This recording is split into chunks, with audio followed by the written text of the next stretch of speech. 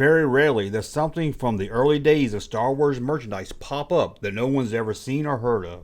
If it does happen, it's most likely some lost prototype or some kind of rare one-of-a-kind variant. To find out there's a whole line of Star Wars merchandise that was unknown about is very unlikely. And for it to be released with a Star Wars action figure is even more unlikely. But in April of 2020, one such item would appear on eBay. Out of the blue, a listing for a very rare kid paint set from Argentina called Plasticola bear the Star Wars logo and along with it an action figure of R2-D2. According to the eBay description, this was a very rare promotion done by Plasticola in 1979. The R2 on the card wasn't really just an R2 action figure. It was in fact an R2-D2 pencil sharpener. The vintage Star Wars community was abuzz. And this was not just some unknown prototype from the early days of Star Wars. This was a whole new thing, a new toy, and a new Star Wars packaging.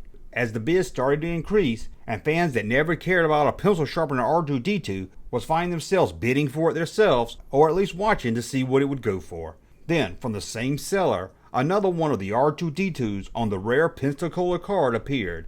This one came with red paint, unlike the other that came with blue paint. Two never before heard of items, both appearing on eBay from the same seller around the same time.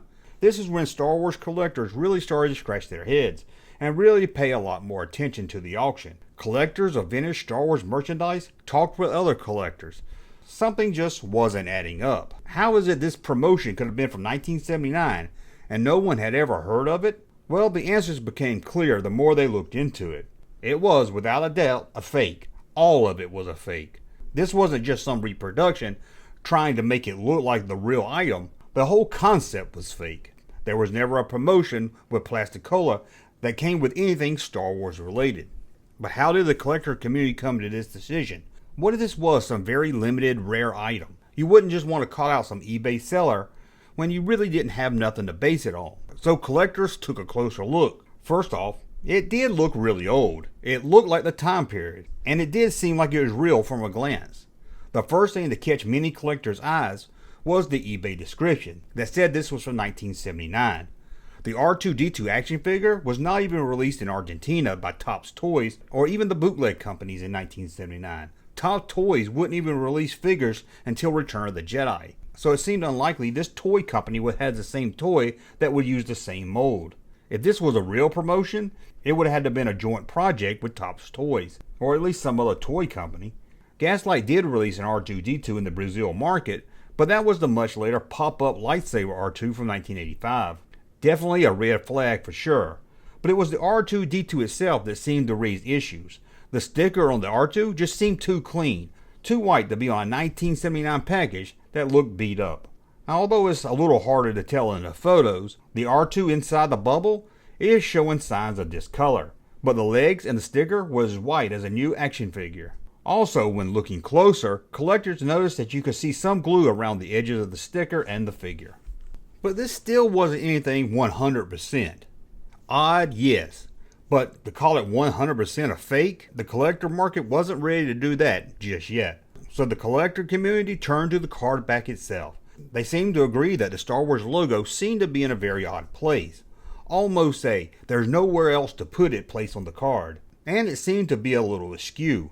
Then they looked at the paint that came with the R2 figure. For some reason there had been no markings on the paint bottle. And there was sign that there was some markings at the very bottom that had been rubbed off by someone. On those paint bottles you could still make out the letter A that didn't seem to use the same font used on the card. The little paint bottle also seems to be more modern, unlike the ones released in 1979. As for the card back itself, it is of the era, or at least the image was, as it was used for flyers and promotion material back in 1979, but without the Star Wars logo. All of these issues appeared on both of the cards, the one with the R2 red paint or the blue paint. It was clear now that this was a fake. Someone had taken an old Kenner R2-D2, shoved a pencil sharpener in the bottom hole of the figure, and glued a repo sticker on it. It also seems they put newer legs on an old faded R2 body. With a little painstaking work, they reprinted the card art, now with the Star Wars logo.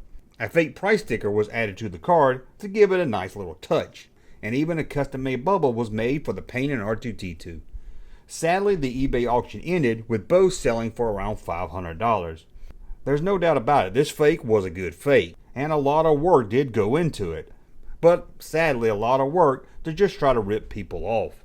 Luckily, the Star Wars community came together and busted this too good to be true story, and hopefully stopped someone from paying a lot more than $500 for a fake Star Wars R2-D2 pencil sharpener that came with some paint. Does it look like you would have fell for it if you saw it on eBay? Well, let me know that and more in the comments below. And as always, thumb up so you like my content, subscribe to the channel, and we'll talk again. Hey, Junkman channel popping though. Thank you, sir, for that unsolicited testimony.